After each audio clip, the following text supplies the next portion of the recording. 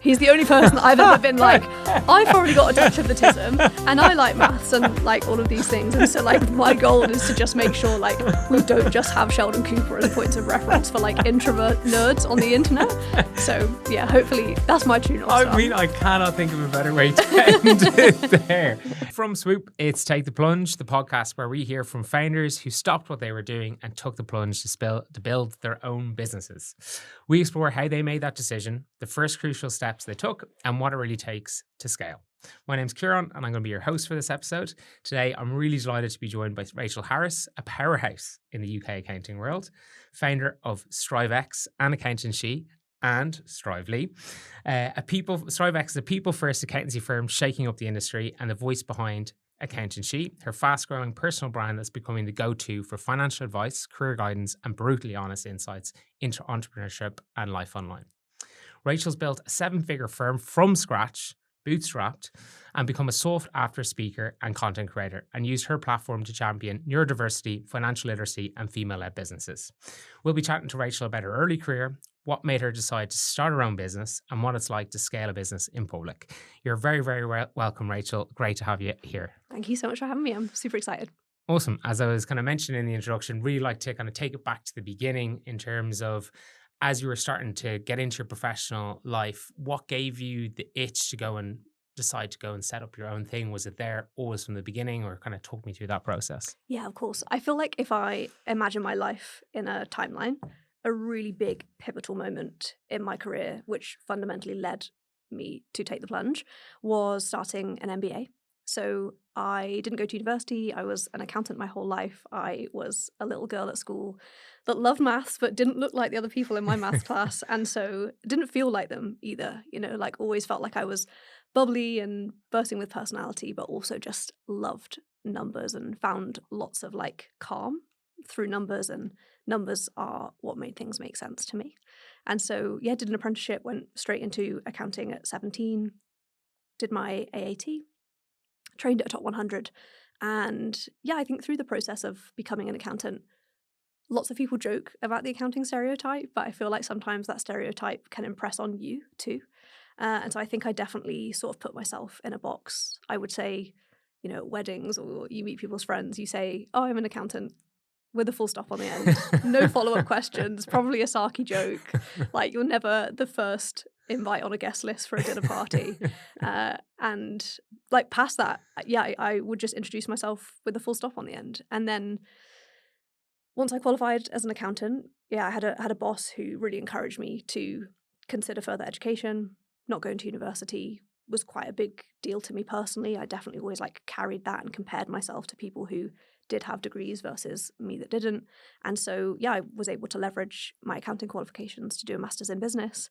And it was an exec course. I was the youngest person on my course by 5 or 6 years, was, you know, surrounded by people who were like CEOs and execs of incredible companies in the UK, and just really felt like I belonged there, which I wasn't expecting. I was expecting to be full of imposter syndrome, but I really found myself, you know, kind of shaking off a bit of imposter syndrome, finding myself being able to keep up with these other incredibly impressive people. And so, yeah, kind of deconstructed the armor of the stereotype that I'd built around me, and really thought like, oh my gosh, like through being an accountant, I grew up as like a free school meal kid and a charity shop clothes kid. But through being an accountant, I got access to this financial education that like changed my life. And when you have an upbringing like that and a background like that, you have no idea how much money there is in the world. Yeah. Like no idea. I mean, yeah, there's like a million questions I was going to go to, but I think that's just such an interesting point you raise, because I think it often doesn't matter what socioeconomic background you go through education in terms of primary and secondary, and no one teaches you the groundings around financials or money, and I think that's one thing the accounting industry gives you a kind of an awareness, or putting a pair of glasses on. And it's pretty amazing when you find that out, but it's also mad to think the amount of people that don't get to know this and how damaging that can be. I suppose, what was that experiencing putting those proverbial glasses on? Yeah, and again, I think I kind of, accounting for me, like going on to do my MBA, made the world go from being in black and white to being in color. And this like penny drop moment where you realize, oh, just how much money there is in the world. You get to see these people make sense. You get to see how much money these people make. I'm really a nosy person. I love watching reality TV. And so I always describe like being an accountant is incredible if you love people watching, because not only do I get to meet people who do the weird, the wacky, the wonderful, like in our practice, it's anyone from someone who's just won Bake Off to our local village beekeeper. Not only do I get to chat to these people, I get to go further. I get to see the part of their business that no one else gets to see. Like I get to see how much money they're making, how much they're charging, and like just had always felt like a sponge to that level of information. And so had really just taken all of this in, did a master's, and just thought like, we were in COVID, it was 2020. I just got a mortgage, so I thought it was a great time to quit my job.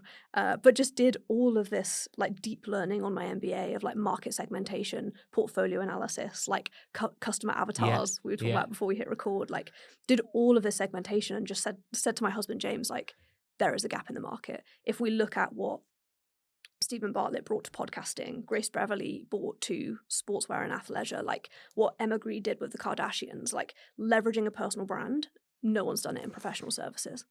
But I love what you're doing there, which is taking a lot of the theory of the MBA side of things, but applying it so practically. And I think that is why sometimes people having this kind of blind spot with, say, university, being so focused on that straight away, it can actually be not as good a route in often the case, because I think you've just given a perfect example there. Like if you even think myself, when I go to university, I'm useless coming out there because I've no real world experience. All I've done is pretend to be the CEO of Ryanair on a case study, but I've had no practical experience. Like within our organization, we've an intern program that starts with people at 19 pre-university. They can come in and get 12 months of working, and I can see how much more hireable they are. So it clearly kind of sounds like going through that apprenticeship route means that like when you do something like an MBA, just how impactful, because you can really take that theory and think about it in a practical sense. Is that a fair 100%? comment? Yeah, I feel like I had that kind of coming of age experience, but like in a workplace, not at university. And so just always felt like I described my career as like the tortoise and the hare. Like at the time when all of my friends went off to uni, I'm like on Facebook on a Tuesday night on the train to college being like, I'm not drinking Jaeger bombs. I'm going to night school. Like, this is awful. And I just was super lonely. All of my friends went off. But then I just plodded and like kept my head down, like asked questions at every opportunity, like would say to managers or partners at work, like, what are you doing for lunch today? Can I sit with you? Can we go for lunch? Like just always asking people for help along the way. And then all of a sudden it was the tortoise and the hare. And the people that I was comparing myself to that went to university actually were coming out of university and starting in the job that I was doing 4 years before. Yeah. But I had the soft skills, I had the like business mindset in terms of like I'd been in businesses for like 3 to 4 years longer than them, and like all of a sudden that imposter syndrome went away. But I definitely through that process encountered key moments and like lessons that have stayed with me now that I'm an employer. So like in the top 100 that I trained at, if you had a degree, you got paid more than someone that didn't.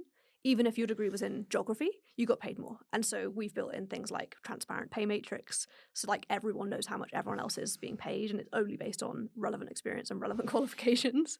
Yeah, and I like, and then it's not to say that education is bad, but I completely align in terms of what you're saying there. There is sometimes these preconceptions that if you have a certain degree or went to a certain university, it automatically gives you that. Whereas actually finding out how someone's practically going to work or has experience is, at the end of the day, it's going to make a huge difference to your bottom line as a business 100%. Owner. So to be able to weight something with no actual practical example seems a bit mad. And when I think about like the business lessons that I, use and keep and build every single day, none of them I learned in a textbook. None of them I learned on my MBA. I learned most of them from like chatting to clients, 100%. Going through our client list and being like, who's the most profitable? Who are the most 5 profitable clients we have? What industries are they in? What personality traits do they have? Like I'm there asking people what their morning routine is and if they do ice baths before 5 a.m. Like, because that's where you're learning actually what it means to run a successful business. Yeah, and I mean, and again, like that's why things like accounting are so interesting. Like it's same for us. Like I was blown away when we were, because we also have to look at numbers when looking at the funding side of things. one of the most profitable businesses I ever saw was a swimming coach. Yeah. They got access to a pool. It wasn't even their pool. And you get schools. Well, what do schools have? They have loads of people in one class. And you're just like, whoa, the profit levels here are out of 100%. control. And you're like, we have a client that's a swimming coach too, and I've like worked with her one-to-one before, and I said to her, like, you are selling something that money can't buy. It's so you are good. selling children's safety to parents who want children to be safe. Like, if you become the most expensive swimming coach in your area, you'll also become the most popular, because people will be like, well, my child needs to be that safe. Like, I don't care how much it is. And so, yeah, like just being able to look at, turnover, profit margins, everyone shares their turnover on Instagram, but no one's sharing their profit after tax. So like, I get to see all of those things and get to, have their phone numbers in my phone book and just get to work with these incredible people. And I think so few people discuss like just how magic that is, and all of the elements of our business that have really, really, really made it scalable whilst being bootstrapped, whilst being profitable, come from me just asking questions, leaving people better than I found them, saying to you, like, how can I help? Yeah. Is there anyone who would kind of come on the podcast afterwards? Like, that stuff comes back to you. Pay it forward, love it. Hopefully, that's living proof that being a good person always comes back to you. Nice. Okay, so let's get into setting up striveX. You've gone through the MBA, you can see like, I can do this, they can do it. How did you think about kind of getting set up from the get-go? Was it just very quick, or was it kind of a methodical process? Like, talk me through those kind of initial steps. Of course. So the first few clients came from, I started creating Instagram content the day I became self-employed. And so from then 5 years ago, have tracked on a spreadsheet my follow account from 0 to it now being like, oh, it's 250,000. And so have literally tracked that. And if you saw a graph of it, you'd be able to look and think like, that's why most people give up. Like, I think it took me a year to go from 0 to 4,000 followers on Instagram. And now I'll grow by 20 or 30,000 a month. Amazing. So just, again, I think I am no better a content creator than anyone else. I think I'm just more stubborn. I think and you're a refuse perfect to give up. You're a perfect example of compounding in action. Yeah. You're like, okay, I will not look at that Jaeger bomb in Oceania. Yeah. I will get on that bus and I'll keep going.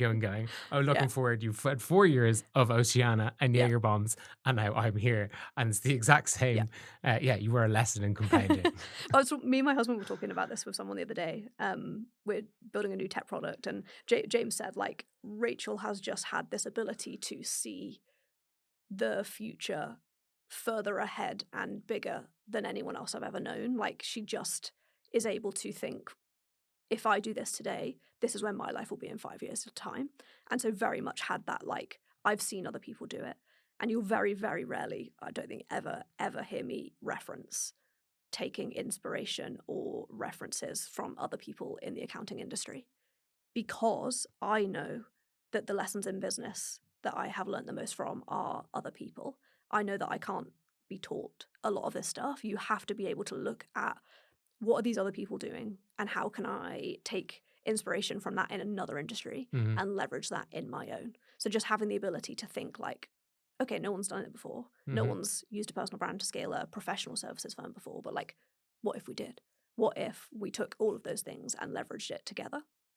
So just had this very strong ability to, even like from day one of creating Instagram content, like had a very clear vision of like, I think this will change the entire industry.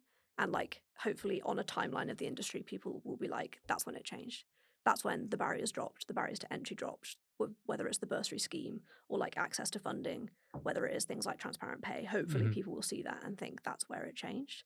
But in the meantime, Instagram world domination does take time. And so in the meantime, we took on clients, the weird, the wacky, the wonderful, going to networking events, which I hated because I'm introverted. It's actually the best bit about creating content is you can do it alone.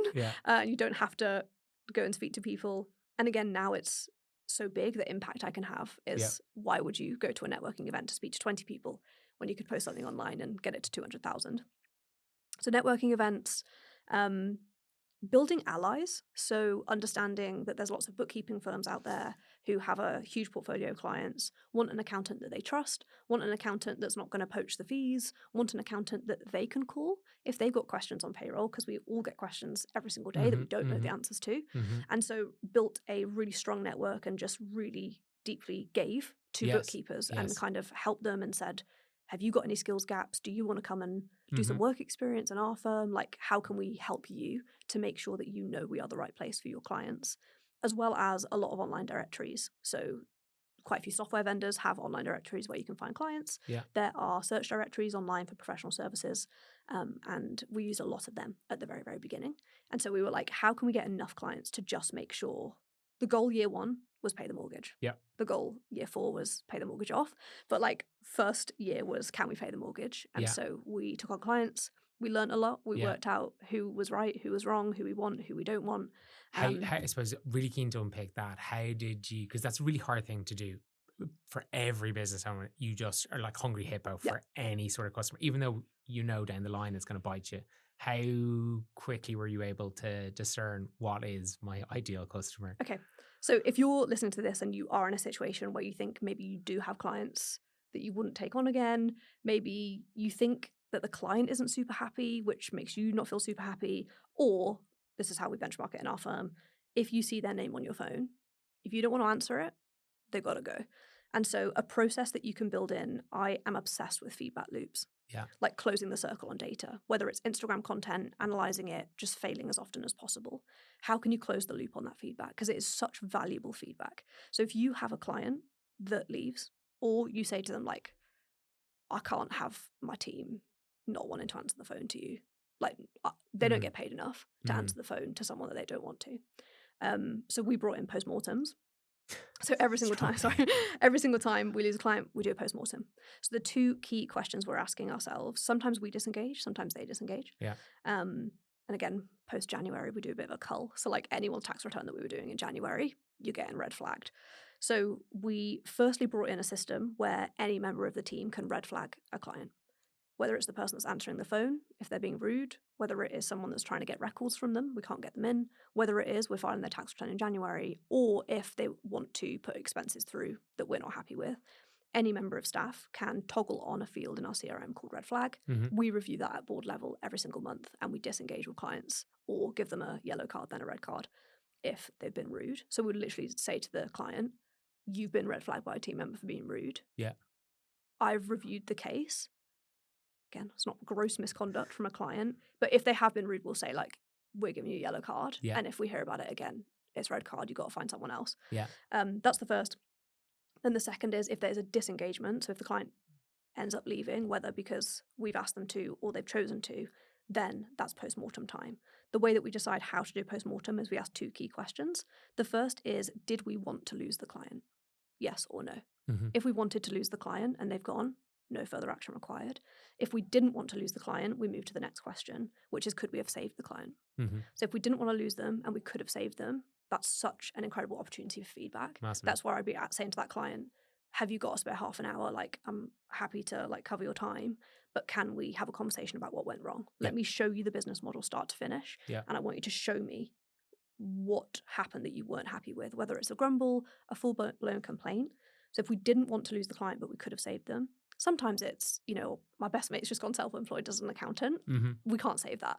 Sometimes they say, I'm going to a specialist, and you think, no one is truly a specialist. And actually, sometimes you can bring more insights by not being a specialist and actually being a generalist. And so with every situation, those are the 2 key questions. Where we need a full-blown postmortem is where we didn't want to lose the client and we could have saved them. We have so much learning to do there. And like the biggest oversight that so many business owners make is not closing that loop, not diving into that information, because we then take that information, we'll go back and listen to the prospect call, even if it was 3 years before. So if we've red flagged someone, our number 1 core value is don't be a dick. And if we've red flagged someone for that reason, I'm going back and watching the prospect call thinking, why did we take them on in the first place? What questions could we have asked 3 years ago? Or what signals could you have picked that up would have on? showed me? But so many people like do not look at that data. Grumbles.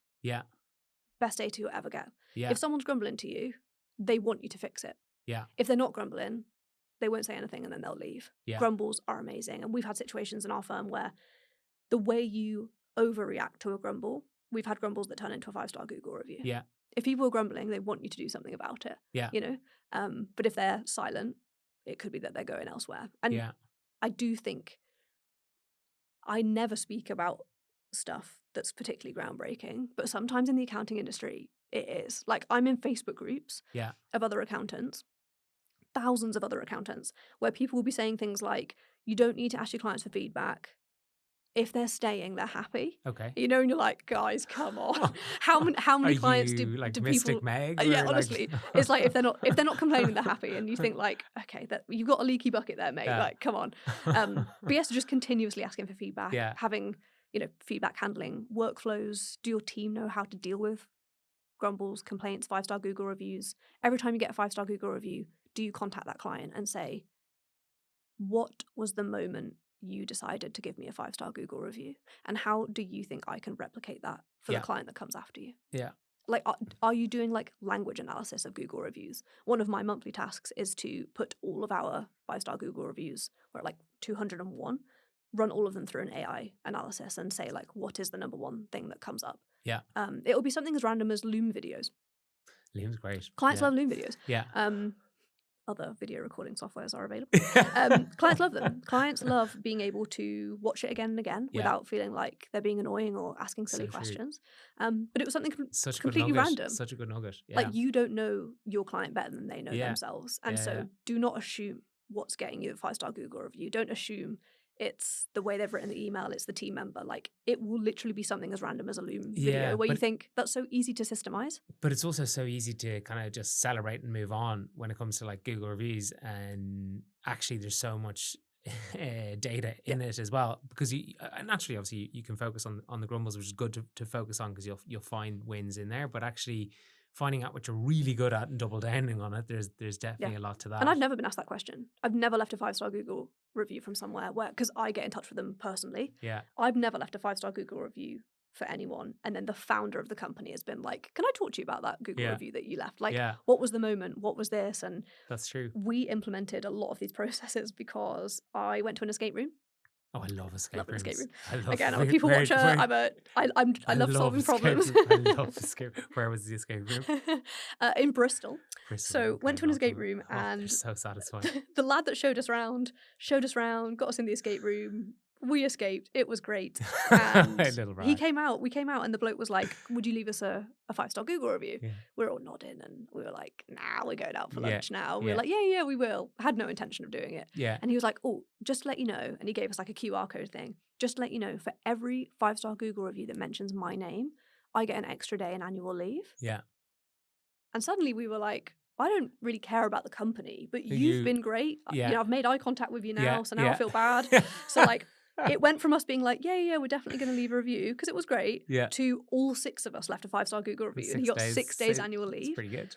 And like, again, you like to hope the business owner has like a TNC in there. Yeah. Not from the same room. But again, like, this isn't MBA content. This isn't what I learned in my exams. Yeah. This is me being like, hang on a minute.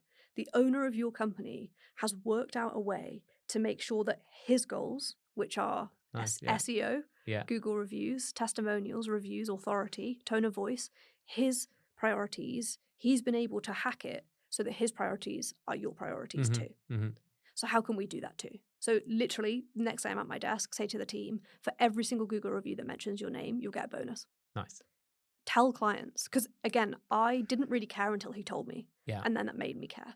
And so we tell the team, like, tell clients, please tell clients. And sometimes clients will leave reviews and you can tell they've gone through their emails to mention every single person they ever spoke to. And we're like, thank you, Kieran, for that. I really appreciate that. But yeah, so they go back through and they say like, this person, this person, this person, this person. And so it taught me this business owner had found a way to make his priorities the same as the team. Yeah. Obviously, they're different. One is financial or time off, and the other one is a North Star long-term goal. But they're both the same. And so, I don't know, great. Nice nugget. Yeah. Digging into team for a second. So, talked about year one as like, I want to pay off the mortgage. Or not pay, no, sorry, I want to pay the mortgage. At what point were you getting enough kind of traction that you started to think about, okay, how do we start to scale this, ramp this up? So therefore, what other resources do I need to do that? How do I get them? Really interested to learn about that. Of course. So I think because of the journey into the accounting industry that I'd had, I run the business with my husband, James. He was an apprenticeship baby as well, didn't go to university. We have both always been very values driven. Yep. believe that we're all here to leave the world better than we found it. Specifically as a resident of the UK, I feel like I'm here to leave the UK better than I found it too. And so from day one, we've always been completely bootstrapped. We've never given away equity. We have also always been 100% UK on payroll staff. We do zero outsourcing. Again, it's really hard to find in the accounting industry at the moment. There is a recruitment crisis. Lots of people outsource to undercut on prices, but we are 100% on payroll. Again, there's been many days where I've questioned my life choices on that. It is incredibly hard, but because we use socials, because, my job from day one was grow the practice. I bring the clients in, I build systems, I build processes, which retains the clients. Mm-hmm. We ended up making our first hire within 6 months of going self-employed. Like it was very, very quick. Amazing. Who are they? What was the role? Okay, so the week before he started with us, he was stacking shelves in Waitrose. Again, if I went back to do it again, I would probably overinvest financially to not, take on apprentices, or I'd spend the extra 10 or 15 grand and get someone more qualified with more experience if I did it again, for sure. Yeah. So take my trauma to learn from it, to do it differently. So we started with basically trainees. We call this era of business the dining room table days. Yeah. I was Googling, can someone sue me if they get a bad back because they're working on my dining room table and not a proper desk chair? Yeah. So the dining room table days, there was me, James, and 2 other people literally just sat at our dining room table. And like Solomon, his name, our first employee, like the level of exposure that he had just like is completely unparalleled to what you could get at a bigger firm. Like you're sat next to 2 partners, listening to them on prospect calls, filing tax returns with them, just absorbing all of this information. We then had to convert the shed in our back garden into an office to house these people. Lovely evolution. Again, it was still 2020. I'm pretty sure our neighbours were like, we're in lockdown. What are they doing? So converted a shed and had 6 of us in the shed in our back garden. That's the shed quarter era of life. And then we moved. And then 2 years in, we opened a second office. So we now have an Oxford office and a Manchester office that are both the same size. But again, through the whole way, just failed repeatedly, worked out what we're doing wrong, what we're getting right. Every time, a team member left, something was stressful, a client left, just constantly being like, great, something else to learn from. What can we do again differently? So like whether that's exit interviews from team, whether that is like scaling opportunities, whether it's asking people for feedback. Our job as founders is to just fail faster and continuously, more than other people. And that's how you get better. Yeah. And so during that time, I'm pretty sure they interview with Solomon literally on a dining room table with a dog asleep at our feet and a cat running around. Like I literally used to have to put on job adverts, must be okay with animals, because they worked in our house. Going from that era where an interview was one interview and it was just us being like, what do you do outside of work? Because he wasn't qualified. Like he wasn't an accountant, but we made him one. Yeah. To now doing like first interview culture checks. We do technical skills test. Like the recruitment process is like a 3 to 4 week process. Just learning every time, And what were some of those kind of learning evolutions you got from both getting it right and getting it wrong, to like how you have the system that you have today? Like what were some of the things you picked up along the way? Very happy to share. Overinvest in team. Whatever you think you need today, by the time you've recruited, found, they've worked a notice period and started, you're already looking at like 3 months away. And so the role that you need now, it's not good enough to recruit for that. You need to recruit for the role that you're going to need in 6 months' time, especially if you're growing rapidly. Mm-hmm. So overinvest financially to get the best possible. Like, when people are buying houses and people say like max it out and just get the maximum that you can afford to leverage everything, like do that with the team too. Get the maximum that you can afford every single time, because it will exponentially like the return on investment of a team member that is competent. Everyone's confident when they're interviewing. Not everyone's competent. So like, how can we make sure that they are? So the first is overinvest. The second is it doesn't matter what size you are. If you have a team, you should have an always on approach to recruitment. Mm-hmm. You need to be recruiting all the time. For jobs that you might not have for another 6 months, you need to be recruiting for them. The job market in the UK at the moment, specifically in the accounting industry, is very, very tight. People are like I've had people that I thought were my friends poaching team members Yeah, from we us. were just Like, it's discussing. intense. And so just always on recruitment is incredible. And like, again, for us, that's where the ecosystem of personal brand, founder-led storytelling, company culture, employee-generated content all feeds into this, where we've got team members who I inducted a new member of staff on Monday this week, a few days ago, and she said, last year I put your logo on my vision board. Nice. I wanted to work for you.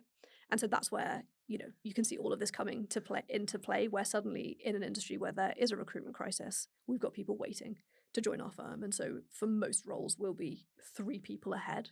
So like if we receive a job application, we can say like, we'll absolutely interview you, but the job will probably be in 9 months' time, not next month. But how have you been able to manage in terms of that kind of forward thinking? Because I'd imagine the types of roles you're recruiting for are change or evolving depending on the size you're getting to. Yeah. How do you kind of think about those in the future? How do you plan for that? For sure. And I feel like specifically with Swoop, like this is something that lots of business owners will be like, how can I plan financially for those team members? How can I save financially for those team members?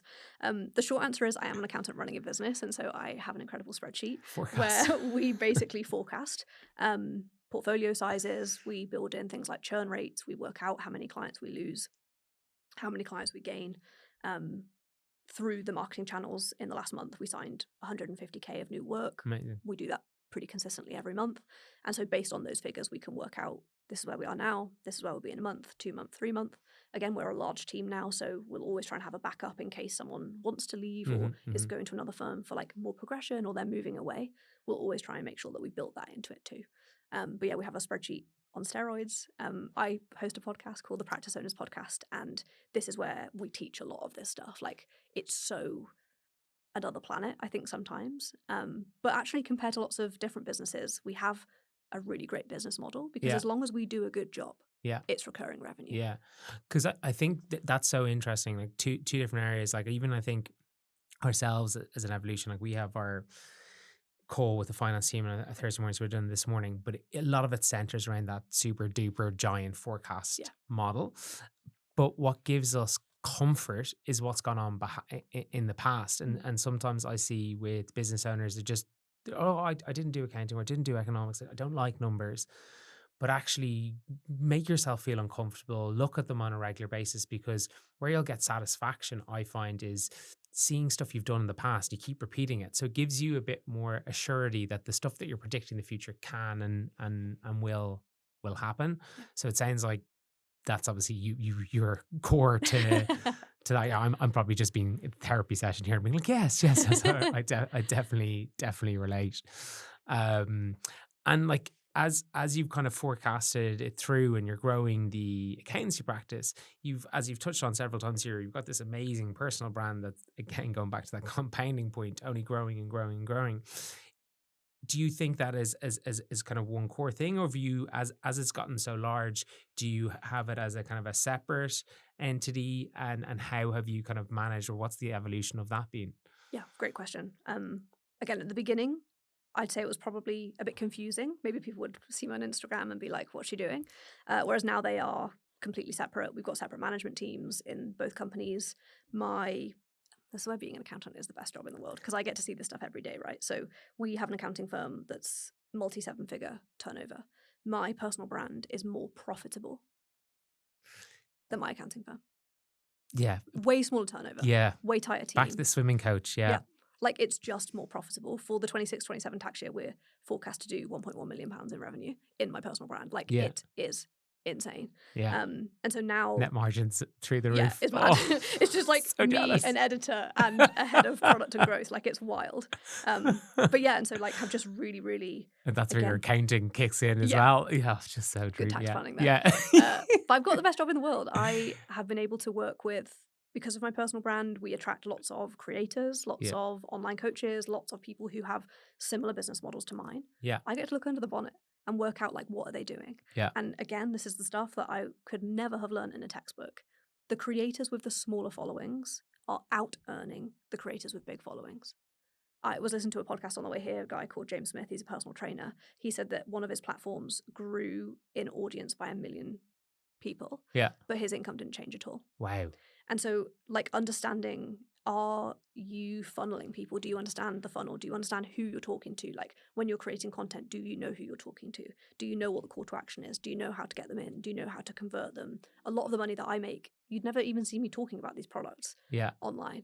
And so I get other accountants and bookkeepers like into that funnel. I can see them move down from a free subscriber to a paid subscriber to they're buying products, and like all of a sudden people have set up their firms using my systems, using my processes, using all of the stuff we've spoken about today, but they've spent £7,000 or £8,000 with me, and then they'll join a coaching program to get like ongoing support. And so the personal brand side of things is another business on its own. You know, I've worked incredibly hard over the last few years to use systems, use processes, like franchise the inside of both firms, so that really the only element of the businesses that is dependent on me is my face. Yeah, well, I think we were kind of briefly chatting to this before chatting today in the podcast, and the thing that I just blows me away, so many impressive things, Rachel, but it's that systems and process that you're not only scaling one business, but now two and maybe third, we'll talk in a second, but there's a real sense of discipline in what you do, understanding the systems that make them work at about a profitable and a revenue level, which many business owners, myself included, can get wrong. Yeah. Have you always been disciplined like that, or how have you understood the importance of these systems? And is that a kind of a learning thing, or have you always had that? I feel like it's a question of two parts. One is work ethic and one is systems. I'll start For with sure. systems. Yeah. So during my MBA, I became absolutely obsessed with the business model of McDonald's. Mm-hmm. We all go to McDonald's, whether we like to admit it on the internet or not. 20 We all go nuggets, to 20 McDonald's. Why do we go to McDonald's? We go to McDonald's because if you are on the motorway and it is 9 p.m. and you're hungry, you want something that you know what you're going to get, you know what the price point is, you know the output because you've had it before, you'll have it again. Like you understand what you're getting. Yeah. You get the same thing every time because they've got systems and processes. You know the price point, even if we know it's not good food. Yeah. Who we'll gets still do fillet it. of fish, by the way? No, Oh. that's Nick. Yeah. My favorite interview question is, what's your McDonald's order? 20 nugs. Always. And so we really dived into like why do people do that? They know what they're going to get. Why do they know what they're going to get? Because they're systems and processes. But also, I've never walked into a McDonald's expecting the owner of the business to be there, just the team. And so became so fascinated of like how McDonald's use feedback loops, they use mystery shopping, they use NPS scoring to really deeply understand like how do we get this working as efficiently as possible, whilst also, you know, not wanting to make my accounting firm the really rubbish place that everyone goes to because they know what they're going to get. So like, how can we take the best bits of this whilst adding something on top? And I describe it as I work with business owners all the time who are confident and competent but feel like they are running their business blindfolded. Mm-hmm. So how can I curate not having to look under the bonnet every 7 days, but just looking at the dashboard? Like when I get in my car, do I have enough fuel to get where I'm going? Is the temperature okay? What's in my rearview mirror? What's through the dash? Is the maps working? Let's go. And so really curated dashboards of information, curated information that are not giving me too much information, but just giving me the information that I need to know. At the same time as, I don't know if you've ever watched a McDonald's employee prepare the food, but like it's insane to watch. Like it is honestly incredible. Even things as simple as they have circles on the countertop where you put drinks, which literally tells them where to put hot drinks and where to put cold drinks, because they used to get feedback that said you put your drinks too closely together, so the hot drinks make the cold drinks warm and the cold drinks make the hot drinks cold. And so they literally just put little circles so that the team member doesn't have to think about the thing. Right. They just put it where they're told. And so I was like, okay, so how can I treat that as the recipe? So I'm writing the processes for people to follow so I get the same outcome every time. So I write the recipe, I know the output. My job then is to hire Michelin star chefs that will deliver that food at the standard that I want, whilst also putting their own flair on it, building great client relationships, having conversations, building relationships. And so I just worked through multiple iterations to systemize all of the different elements of the business. Nothing gets done in our practice that isn't systemized and processed. That's cultural. We induct people into that way. But also the team only ever have to see a process protect them once to understand why it's so important. So the first is systemization. I don't have a middle name, but it should be processes. Like just really deeply understanding how to scale. a big part of that was my dad is a welder fabricator. He's worked in his workplace for 20 years. He is unfireable because he's never written anything down. And it's all in his brain. And so Wow. they can't fire him. And I thought, like, I just don't want a business where I am being held to the mercy of someone else Yes. because of that. But yeah, like I never ever wanted a business where they call him Top Man Dave because he just can't leave. I never wanted that for myself. Kind of genius in some like respects. I don't want to be held as long to as the you're not mercy. the employer. Yeah. And it actually just creates a culture where everyone knows that they are replaceable. And actually to be here, you have to be a high performing person. You have to deserve your place because there's other people with my firm's name on their vision board that want to work here. And so if you don't, that's okay. Yeah. But actually, in order to stay here, you need to be high performing. And then the work ethic bit. I think there's a few things. I think having an upbringing where money is very much a scarce resource makes you realize from a very young age, like, I will work as hard as physically possible to get what I need because I don't see money as something that's good or bad. I see money as something that provides options and choice. I think specifically sometimes as a woman, having access to money and access to choices is incredibly powerful and something that lots of women before me didn't or couldn't have.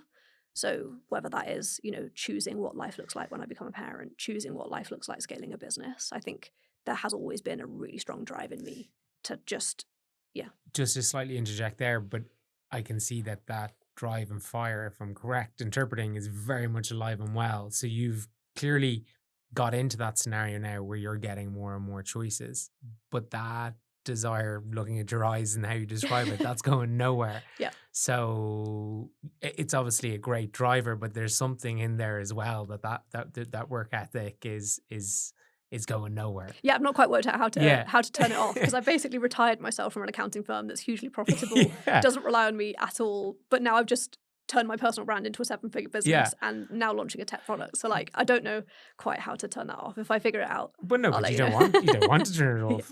And you touched on it there. So what is this, the latest and greatest installment of you and your business ventures? Yes, of course. So again, specifically within the Swoop portfolio, it's probably super interesting to know that we, across all of the businesses, are bootstrapped, have never given away equity to anyone else. That is incredible. Unconventionally. And so hard. So hard, yeah. So unsexy. Like, well, that's dining room table. It's shed phase. That's what it is. Yeah, and it's not sexy until you're where it is now, and then you're like, oh, dividends, yay! Like they're all mine. I don't have to give them to someone else. It's wonderful. Like, and agile decision making as well. I feel like not giving away equity to other people means I don't report to other people. Yeah. It's me and James on a dog walk being like, okay, done. So lovely. Like the tech product is an idea and, a spark that we'd had for a few years, but had never really found the right person in terms of a developer to work with. And we found them. I've had so many people on this podcast distraught in knots talking through hiring tech and that thing. You've just light and breezy being like, we found them, it's great. Yeah. Like that is so rare. Yeah, how did you do that? We did kiss a few frogs in terms of like we'd had chats with other people, and just for whatever reason, like hadn't got it across the line. Either people were like, I would love to go into business with you, but then it doesn't materialize. I guess James and I are quite unique in that, like, again, our work ethic and the pace that we operate, the standards that we expect, like, are very high. And so some people like the idea of it, but don't like the doing. And so we'd had chats with a few people about starting the tech product, and then completely randomly through values. So we choose which clients to take on. They have to accept our core values. That's how we choose how to work with people. Clients know that they have to uphold those values to stay a client and not get red flagged by the team. I got booked for a speaking gig in Edinburgh, in Scotland, and I have a client who is based in Edinburgh, and she said, do you want to go out for food? And I was like, it was me and James and her. And then right at the last minute, her partner decided to come. He's a developer. And so just spent this whole lunch kind of just explaining to them like what we would love to do. And by the end of the call, like we exchanged numbers, and the rest is history. That was only about 6 months ago. And fantastic. Then, a few months ago, we decided to take a lump sum, invest it in the business, and our developer quit his job to come full-time into the business. We just did a week-long kind of like hackathon on our dining room table. It was nice. So I got the Polaroid camera out. Nice. Like, when you think like, I wish I'd documented it the first time. So we're going to do it again now. And so, just a problem that we encountered in our accounting firm over and over and over again and again, as someone who loves systems, loves processes, loves scaling, loves data analytics was never able to find a client acquisition tool that really gave us the high level data that we need to understand if you get a certain client that you end up disengaging with, how can we auto reject them at the point of inquiry? And so we are building a client acquisition tool for other accountants and bookkeepers. Amazing. What kind of stage is it at in terms of the development cycle? Where So I am desperate to start marketing this product. And when I tell you that like we are such perfectionists, we will not let the waiting list go live before we've got demos available for people to be able to see it on the website. And so we should be getting demos in like 7 to 10 days, but it works. It currently works. We're currently testing it inside striveX. And so there's no better place to test it than of course. a firm But like, that receives... I'm like, again, you're really bucking the trend, because normally we're like, we're going to get this released in 7 to 10 days. And like in your head, you're like, 7 to 10 It's like when weeks. you're watching property development programs. And they're like, we'll be in by Christmas. And you're like, no. And it will stay within budget. It comes to them in like June the next year, and they're like still in a building site. Yeah, it's the same. Nice. Okay, so you really are at the precipice of going live. Pressing the button, So exciting. Yeah. And have you kind of planned out how you're going to release it out there? Is it going to be a staged approach, or are you going to go? Yes, definitely a staged approach. We already have a little WhatsApp group corner of the internet, which is our target customer. So we know that our customer avatar, the people that we really want to nail it for, are firms like ours that receive a huge volume of inquiries. We wanted to plug a marketplace into it too, where people can buy and sell the inquiries that they receive but don't want. Yeah. So if I get inquiries from agriculture clients and I don't take on agriculture clients, how can I pass them to other firms that I trust through the platform as well?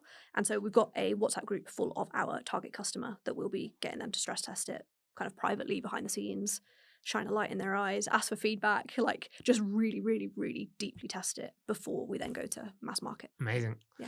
So kind of again, but margins, Yeah. babies up and running between Strively, striveX, and accountancy. Are we satisfied in growing those, or what have you? What's future Rachel saying 3-4 years? Yeah, future Rachel, audit. We're currently in the process sexy. of getting an audit license. Yeah, I just thought being an accountant wasn't sexy enough. Margins. Yeah. Yes, I would love to move into the audit space, get an audit license. Again, our client portfolio is like 7-figure turnover plus. They are people who are either hitting or approaching the audit threshold. And so to be able to bolt that service into, clients that already know, like, and trust us would be incredible. And then again, a big part of my job is scaling the personal brand. I think it is really cool having a personal brand where people would have no idea from looking at my socials how much money I can make behind the scenes. And so very much like not super concentrating on vanity metrics like followers, and actually just really deeply understanding like how many pounds a day in passive income do I make, whether I'm posting or not. But I feel like that is I can't even think of the word, but by actually just talking about the money, that will get you the followers. Because people are like, I want to know, give me. So 100%. I think, it's a great. And it's fun, it's fun to be someone who I was told by a careers advisor not to become an accountant because it was quite a boring industry and I had quite a bit of personality. And so, every single day, whether it's going on this morning or at the end of last year, we just wrapped our BBC TV show teaching the general public about financial education. Like all of these things just really fuel my ultimate North Star, which is to make sure kids, when they're at school, specifically for me, young women, don't just see. When I was a kid, the only people on TV that I saw that felt how I felt on the inside was Sheldon Cooper on The Big Bang Theory. He's the only person that I've ever been like, I've probably got a touch of autism and I like maths and like all of these things. And so like my goal is to just make sure like we don't just have Sheldon Cooper as points of reference for like introvert nerds on the internet. So yeah, hopefully that's my true North Star. I mean, I cannot think of a better way to end it there. Rachel Harris, the new Sheldon Cooper. I can't thank you enough, first of all, for coming on, but like your social media presence just being so transparent and like so many good nuggets. So like for anyone thinking about career paths or starting your own business, not just tune into this, but all the amazing content you put out there, and wish you only the best for Strively, striveX, accountancy, and I'm sure the million other things that will follow from that. So thanks again, Rachel. Really, really enjoyed chatting to you today. No, thank you guys. I am the happiest Swoop customer in the world. So my pleasure. Very nice of you to say.